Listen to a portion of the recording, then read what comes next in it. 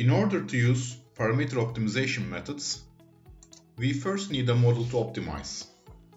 Thus we create a new model. We add 2 resistors, 1 ground, and finally a DC voltage source.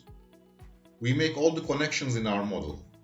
Now we set the DC voltage source voltage to 100 volts, resistor 1's resistance to 60 ohms, resistor 2 shall remain at its default value. Since the model is complete, it is now time to define our optimization problem. We need to calculate the resistance of resistor 2 for this system to work at maximum power. Let us click the optimization tab from the toolbar at the top. When we click the cost function button in the lower toolbar, we will be asked to enter the cost or objective function. We first create a text file on our desktop. Note that the file should have a .py extension.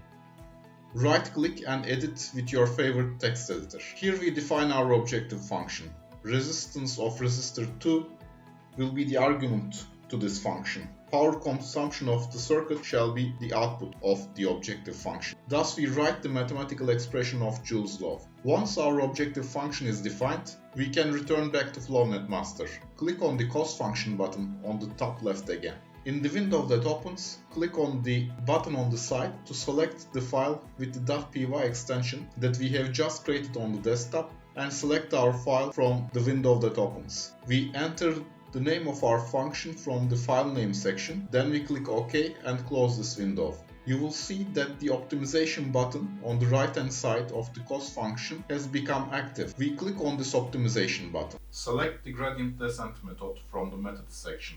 Depending on the case, we can choose either maximization or minimization option for our objective or cost function. We can adjust algorithm parameters such as maximum number of iterations, step size, relative tolerance and perturbation. Next, we choose resistor 2 in the parameters. We define the minimum and maximum bounds for resistor 2 resistance. Note that this bounding step is optional but nevertheless recommended.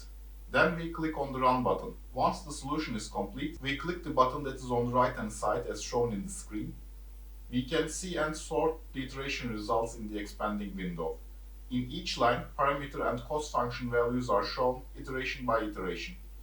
You can generate graphics by pressing the plot button. You can also save these graphics.